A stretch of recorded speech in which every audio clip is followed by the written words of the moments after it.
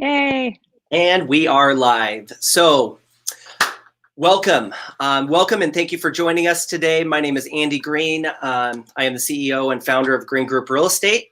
And today I have Annie Ransom with me. Annie, would you like to say hello? Hey there. Hello. Hello. Annie Ransom here with All Pacific Mortgage Branch Manager and Loan Officer. Hope everybody is staying healthy and sane out there. Absolutely. Absolutely. Annie's one of my business partners on a project that we work on together, American Dream TV, where we feature lifestyle and real estate. And as you all know, lifestyle and real estate has dramatically changed over the past 2 to 3 weeks. So it's our goal to share with you some helpful tips, some real-time information that we're seeing in the real estate industry, because there is so much negative media happening right now that it's hard to not get sucked into it and to make decisions that may not be based on sound judgment and information. So that's ultimately our goal, is to provide you with information to make smart choices both today and moving forward as we move through this crazy, tumultuous time that we are in right now. Annie, have anything to add? Ditto.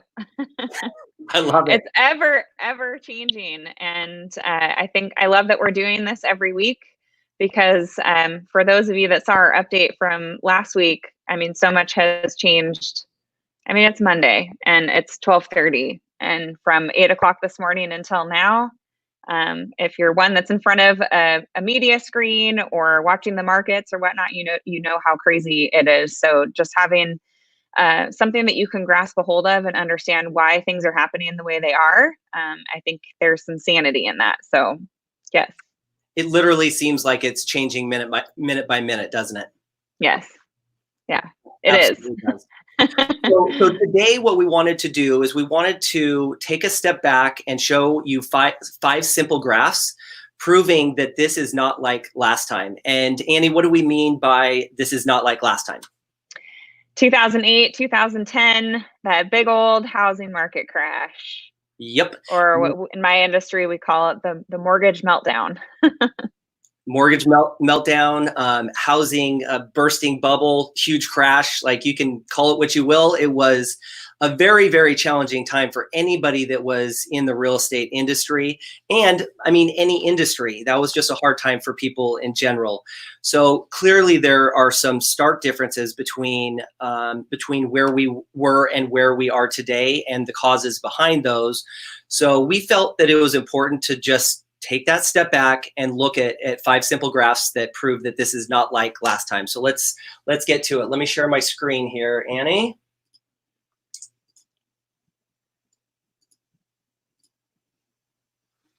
Okay, so there we go. So let's get into it. If I can go next page.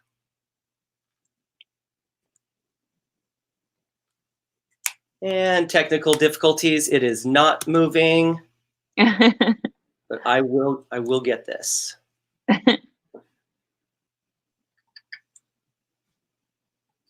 I'm excited that we're doing this because we definitely I get phone calls all day. A lot of agents get phone calls every day asking, are we going to experience what we experienced during the mortgage meltdown again? So these slides are super exciting, and I just appreciate you putting them together.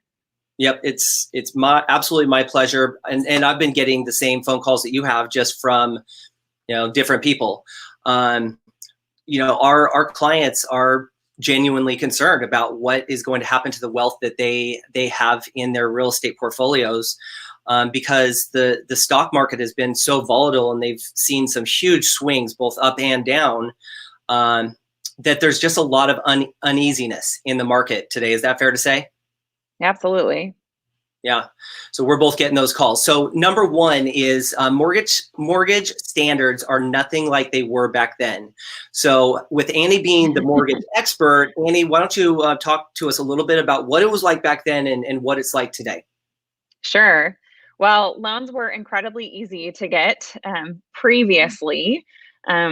mortgage standards have tightened up over the years, but prior to the mortgage meltdown, so between 2008 2010, that was kind of the bulk of where we saw things happening. Anything prior to that, it was, I mean, you could literally in some programs write down the amount of money that you made and how much money was in your bank account, and a lender would take your word for it.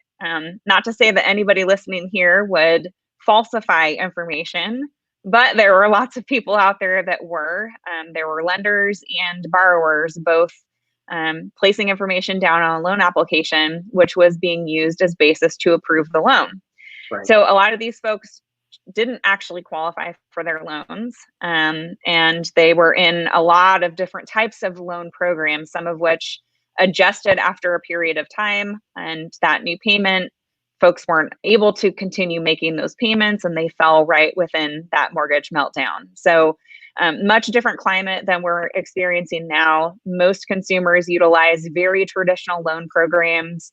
Not only do they fill out a loan application, but all lenders certify the information on that application is true and accurate. Right. And we have the proof has to be in the pudding. So we ask for a lot of documentation to support it.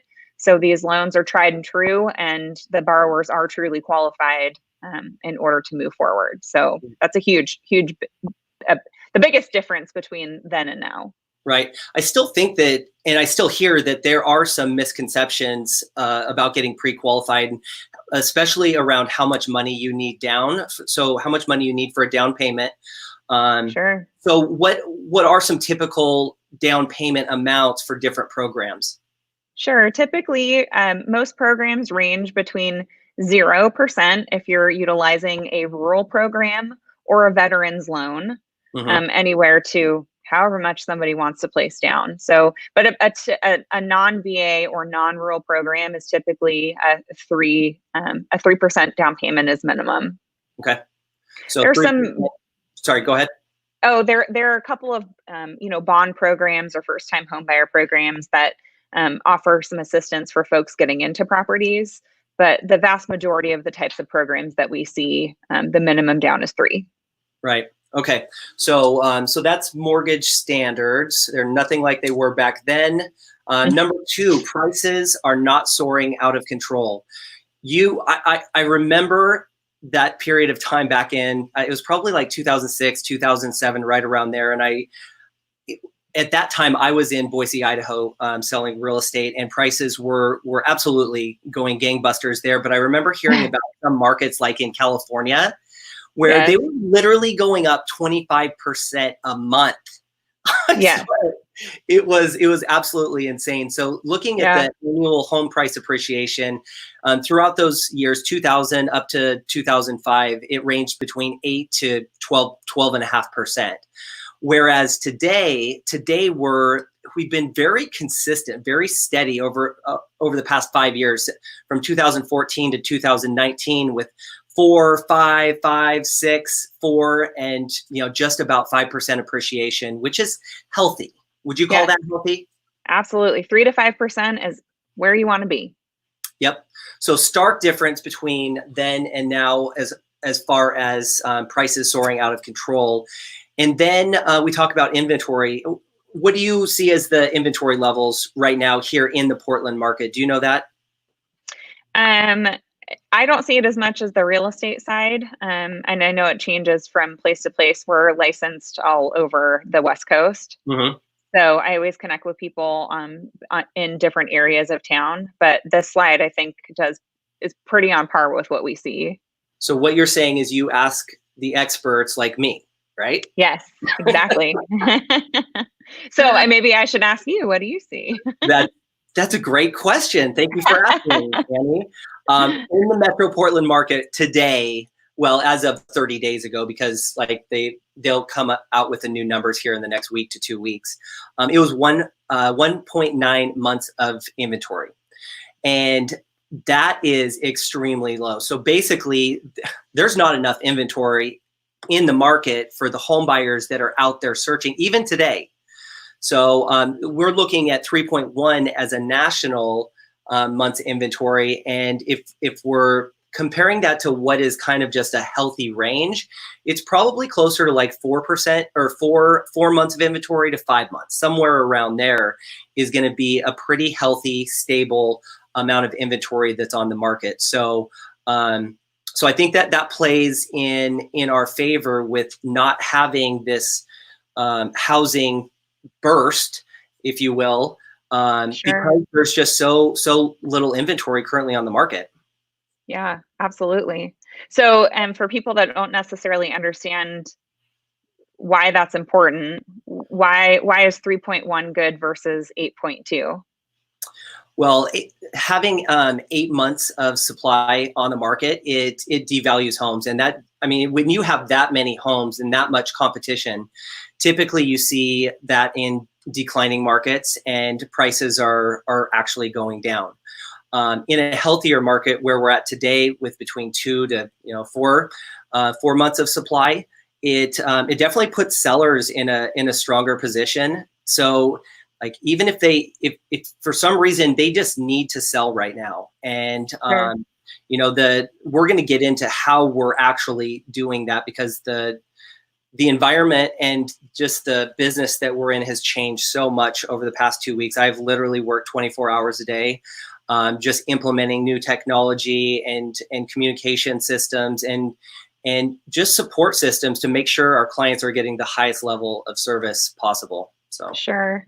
And I think that also demonstrates that typically when there's less supply, we typically see a larger demand out there. So when we can't place people on properties, that's great for sellers. It's also great for buyers, because as soon as you purchase a property, you know that because there's not a whole lot of supply out there, your home values are going to continue to go up during this period of time. So contrary to what people think, that being in a buyer's market is a really strong suit, as lenders and folks that advise people on the right time to enter the market, it's now, because you're still gaining that 3 to 5% appreciation, and taking advantage of low interest rates while they're here. Yep, and we're gonna get into interest rates here in just a bit. Yay, my favorite. I know. I knew you'd be excited. So next comes to houses just became too expensive to buy, and that's really in relation to the percentage of income needed to purchase a home, and how much money was actually going of their income was going towards the purchase. So talk about that for a second. Well, that's, I mean, what do you see today? Do you see this as accurate? 15.5% of a person's income is going towards their payment. Absolutely, yes. And in my experience, and every lender, it's going to be a little bit different. That's just one person that's feeding into those statistics. Previously, between 06 and 2010, when that crash was happening, people could get into properties and they were spending total 60% of their gross. Mm-hmm. So before taxes, gross monthly income out towards that mortgage and any existing debt. So again, 60 gross income isn't your take home, right? Mm-hmm. So 60% of your take home is going out the door.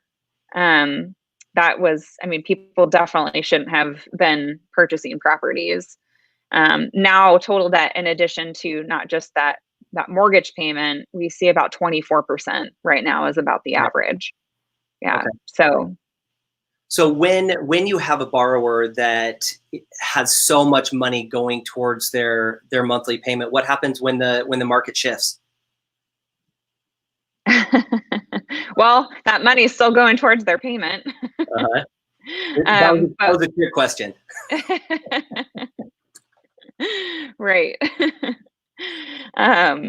But I mean, if the market shifts, you mean in terms of it crashes? What happens during a market crash when they have so much of their money going towards that? Right. Yeah. Well, they're unable to recoup it. I lost you there for a second. Okay, they're just in a tough spot. They're in a tough spot. Right. Homes are devaluing. They're going down in price, and a lot of those people, they couldn't afford the homes to begin with, like you had mentioned. And you look at the short sale and foreclosure rate, and it was dramatic. And it happened overnight, because I remember when it happened. And banks didn't know how to deal with them. No. And banks aren't in the business of owning property. They're in the business of collecting minimum monthly payment for a 30-year period of time. At least that's their hope, because that's where they make the big bucks. But yeah, our phones were ringing because people's payments were adjusting. They either had been laid off, or somehow their income had been affected. And I remember specifically people saying, well, I'm going to lose my house. I don't know what I'm going to do with my kids and my family. And thank goodness that's not the case that people are in. We talked about this last week. You know, people have a lot more equity in their properties. In fact, you touched on this quite a bit more on your Facebook Live event. I don't know if it was live, but there was a YouTube video that you did a couple weeks ago, where you talk a lot more about equity that people have in their properties. And the slide right here, you illustrate it perfectly. This is it.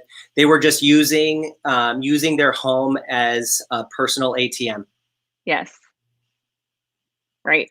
Yep. So when you look at the difference between then and now, between 2005 to 2007, it was anywhere from 240 billion was being cashed out to 321 billion in 2006. In contrast that to today, in 2019, the number was 74 billion. Right. 74 billion. So in the 3 years leading up to the crash, it was 824 billion was pulled out of home equity. And right now, the 3 years leading up to the recession that we're in today, starting March 2020, it was 232 billion. So dramatic difference there. So that just bodes well for the housing market as a whole, right? Yes. Yeah. Yeah. The restrictions that lenders have in place, really are there to protect people for things like this. So, obviously a major pandemic is not something, some people have predicted it, but it's not anything that people expect to happen. But these plans are in place to protect people for this very reason. So those numbers are indicative of that. Right. Let's get into the mortgage market. I pulled this slide just from the internet last night. So this was as of the 29th at 6:30 a.m. So where are rates at right now, and what's happened over the past week? Yeah, so I mentioned last week that the government agreed to buy up mortgage-backed securities. We started seeing that a week ago Friday. So now we've had a full week of the government buying up those mortgage-backed securities. Lenders are a little slow to get back into reducing those interest rates because, a huge amount of lenders' portfolios, folks that are looking to refinance, just purchased their home or just refinanced their home within the last 24 months. So this frenzy of people trying to get out there and refinance has really affected banks' books, because not only do they need to make sure the loan is profitable once they complete it, they need to make sure that they're not losing money on the loan that they issued within the last 24 months. So lenders are a little bit slow to catch up with what's really happening in the market. I'd say that this grid is pretty on par. Interest rates today for a 30-year fixed are closer to about 3.5%. Okay. So little by little, we're seeing investors finish what's in their pipeline and adhere to what's happening in the bond market and take advantage of the Fed buying up these mortgage-backed securities, which will ultimately support interest rates staying lower. So again, still a really great time to dig into the market, create a plan. If you're looking to refinance, determine what interest rate makes sense so that when it's there, you're in a position to move forward quickly. Go ahead. I was just going to say, and we'll see the Fed continue on that mortgage-backed security buying spree for quite some time. So we can expect interest rates to stay in these sub 4% level for some time. Yeah, 3.5%. Nice, right? It's just that's low. That is low. Is there a rule of thumb that you use for like when it actually makes sense to refinance? Generally, it makes sense to drop a full percent. Okay. But it depends on how large the loan is and how long the last time you refinanced or went through purchase, because there were fees involved with that transaction. Right. So we do full mortgage reviews for folks, evaluating where they started with their previous loan. So we can easily identify what's the sweet spot where you're going to break even on making the investment of a refinance. But typically, we like to see at least a full percent. And it probably also depends on how long they're planning on being in the home. Is that right? Absolutely. Sure. Yep. Yep. So what are your future plans? Anything else to add that's happened or is happening in the mortgage market? Man, a lot happens every day throughout the day. In fact, I'll send out the next time we jump on a call together. I'll put together some slides for the market and just how sporadic the market changes throughout the day. Okay. So to the average consumer, it's not really anything that they need to pay a whole lot of attention to, because again, the Fed's been pumping in money into these markets. But I think the biggest thing that we can expect is that we'll continue to see those rates trickle down. Awesome. That's good news. That is good news. So what are we seeing in the local real estate market? Virtual home buying. It is alive and well, and I'd say the best agents that really want to make sure that they're servicing their clients at the highest level. They are completely changing the way that they do business. I moved out of my office 2 weeks ago, or actually I moved everybody else out. So we haven't had anybody in this office for the most part for 2 weeks now. And it is like a freaking ghost town. I'm going stir crazy. And if you go to my Facebook page, you'll see, because like I'm going crazy. But what does that mean? What is virtual home buying? So our virtual home buying program means we're doing virtual consultations. We're doing virtual listing consultations, which I have one here in probably, I think it's about a half hour from now. So we're just going through the whole presentation, consultation, and finding out what their needs are, what their goals are, and how can we align to help them accomplish that, all via Zoom. So we're using Zoom for just about everything in our teams and consultations. We also have virtual tours. We're going out and we're actually taking videos of homes. We're doing 360 degree virtual tours for every single one of our properties. I bought the Insta 360 1X, and it is just an unbelievable little toy. What it can do, and the technology, and some of the vendors out there that are helping me put this stuff together. But we're doing open houses using those 360 degree tours, and like somebody will ring into the platform and we'll welcome them into the home, and we'll walk them through the entryway, into the family room, into the kitchen, dining room, upstairs, and we're literally walking through the whole home online. Yeah, that's awesome. It's crazy. Incredible. Yeah. Right. Doing a lot of electronic signatures, everything closing, lender, everything is electronic, which our industry was not set up for that, especially on the closing side. And like, knock on wood, I have not had one transaction that has fallen out. Not one. Since this happened. We're doing things much different, and we're having to be a little bit more flexible and adjusting and just figuring out solutions to problems, but literally not one has fallen through. So I love seeing that, especially for our clients, because there was a lot of uncertainty and fear and just a lot of emotions going on when this first happened. They're like, oh my gosh, how are we going to do this? I'm like, I got you. We'll figure this out. We will figure it out. And the same thing with inspection. Awesome. The inspectors go into the house, and we're doing a lot of video, and just everything's virtual. We're living in a virtual world. So the real estate market and industry has completely changed how we're doing it. And when you look at this this chart here, how's the market? I just pulled 2 days, March 27th and March 28th. So last week, there were 211 listings one day, 119 on another, 70 pending, 93 closings, 30 pending, 65, and 38 homes coming back on the market, which we're probably going to see that bump up just a little bit here as well. But the real estate market as a whole, it's still moving forward. transactions are going through, new listings are hitting the market. As a matter of fact, we listed a home on Friday of last week. We had it under contract in 48 hours. Wow. And that was one of those homes that we did the virtual open house for. I think that might have been our very first virtual open house. And I'm not going to lie and say it went perfectly, because it didn't. there were definitely some glitches and some learning opportunities there. So, Sure. but that's been the case with our last 3 listings that have hit the market. One of them sold before it hit the market. One of them sold within 24 hours with 4 or 5 offers, and that was just 3 weeks ago. So, Yeah. so the real estate market is resilient. We've got a strong foundation. We have some foundational metrics that are definitely in our favor today, and especially moving through the pandemic and into Q3, Q4, and early next year. So going to have to ride this wave a little bit and just keep doing whatever it takes. But Yeah. the market as a whole, you can see that it's still moving. Yeah, absolutely. That's great.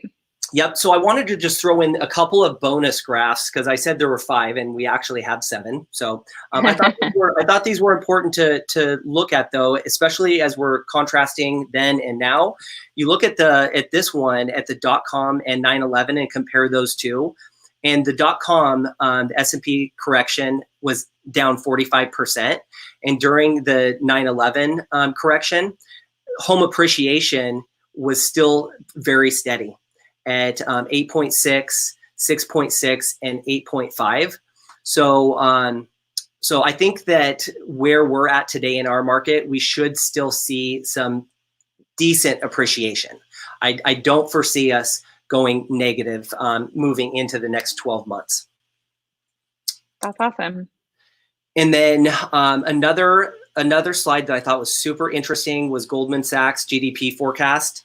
If we're looking forward into the future and what can we expect, which everybody's thinking, it's like, what can we expect to have happen over the next 12 months, the next 24 months? Well, these are some really, really, really smart people. At Goldman Sachs, they manage money for the wealthiest individuals in the U.S., and their projection is GDP will get down to negative 24%, which is an all-time record. That is an all-time record.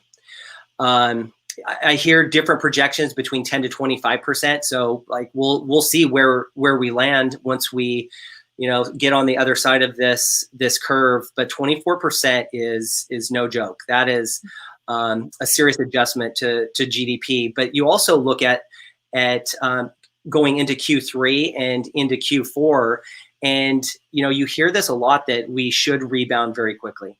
Maybe it might not go as everybody's expecting, because nothing ever does. And the reality is, in my reality, is that we've got a lot going for us, and I see this turning around. And once we turn that corner, then we're gonna see things get back to somewhat normal within 12, 24 months. So what's your take? Same, we talked about this a little bit last week too. I think that if people can, obviously everybody's on lockdown right now, or stay-at-home order. Yep. And so I think that we'll be able to grasp things a little bit more when places start to open.